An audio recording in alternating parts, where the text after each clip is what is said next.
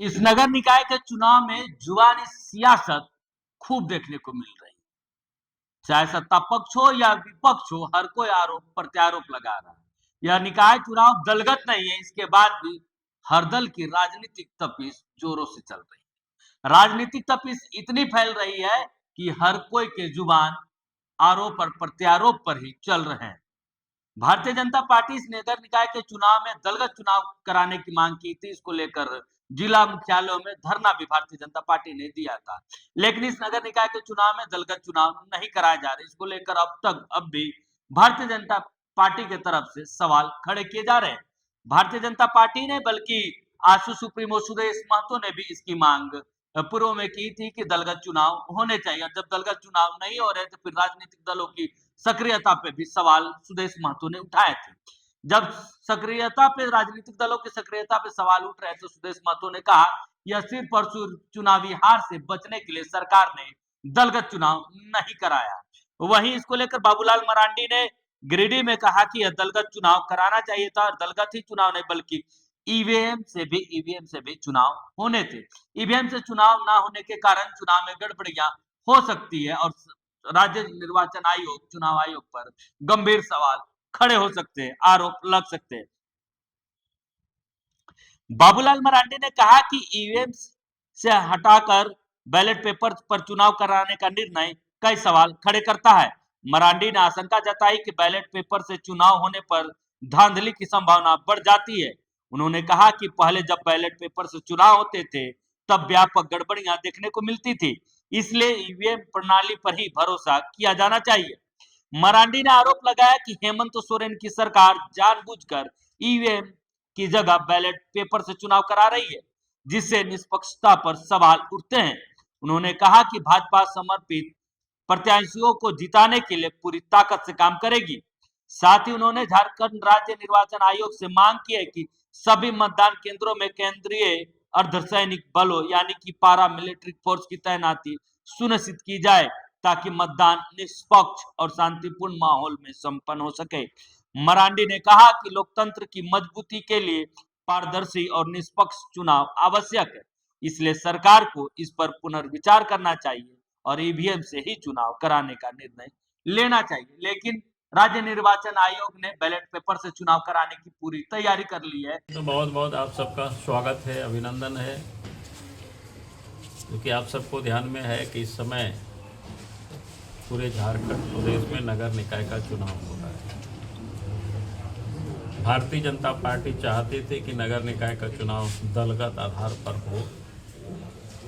उसके लिए भारतीय जनता पार्टी ने धरना प्रदर्शन के माध्यम से सरकार को ज्ञापन भी सौंपा था, लेकिन सरकार मानी नहीं।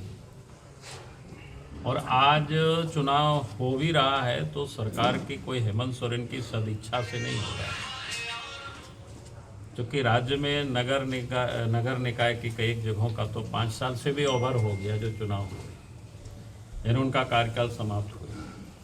कई स्थानों पर 3 साल 4 साल हो रहा है, यानी कुल मिलाकर के अगर आज नगर निकाय की चुनाव हो रहा है तो भारतीय जनता पार्टी के ही जो वार्ड पार्षद लोग हुआ करते थे तो सारे लोग फिर हाईकोर्ट चले गए और हाईकोर्ट में डेट पर डेट हेमंत सोरेन लेते रही राज्य सरकार। लेकिन हाईकोर्ट ने अंत में उनसे कहा कि भाई आप फरवरी में इसको चुनाव कराइए।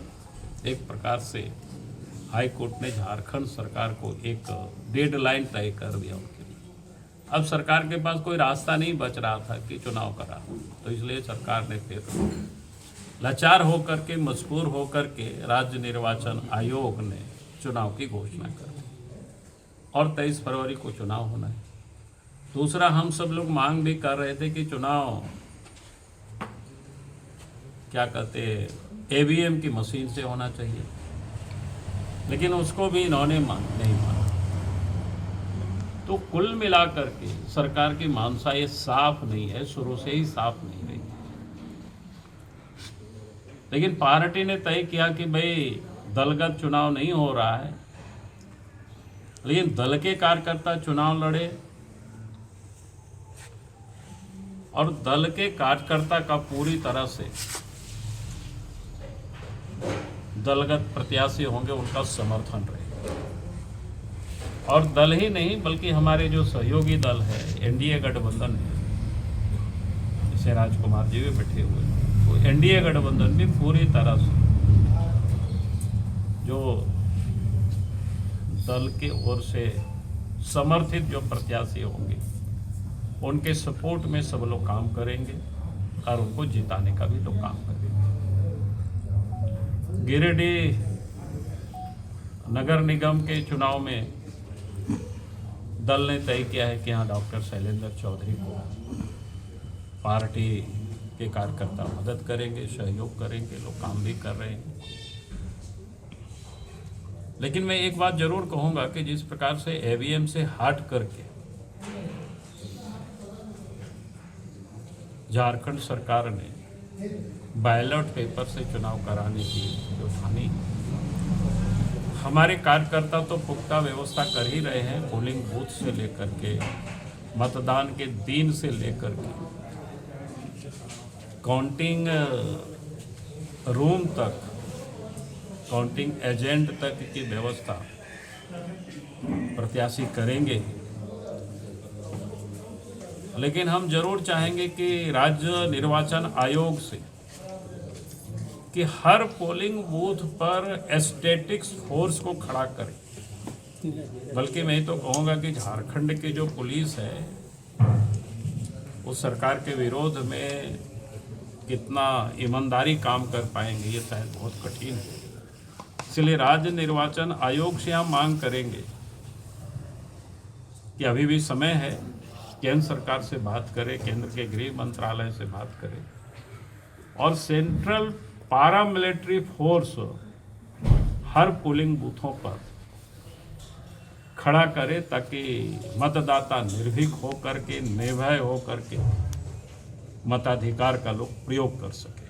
बहुत बहुत धन्यवाद। मैं आज से ही कह रहा हूं कि ये पूरी प्रक्रिया में शिकायत बढ़ेगी और इस रूप से ही तैयारी चल रहा है। इस वोट में भी छल होगा, वोट में भी गलत होगा और इकाई उसी रूप से काम कर रही है, क्योंकि ये चुनाव मशीन से नहीं हो रहा है। भला मशीन से चुनाव वो नहीं हो रहा है, तो क्या परिस्थिति बनी कि मशीन उपलब्ध नहीं हुई, क्या कारण हुआ कि मशीन से चुनाव नहीं हो रहा है। और ये शिकायतें पूर्व में मशीन क्यों लाया गया है कि ये फर्क पड़ रहा था कि जो संबंधित पीठासीन अधिकारी हैं उनसे गलती हो जा रही थी, वो किसी पक्ष में निर्णय दे रहे थे। ये शिकायत पूर्व में रही है, इसलिए मशीन का उपयोग किया गया। तो मशीन से चुनाव होना चाहिए था।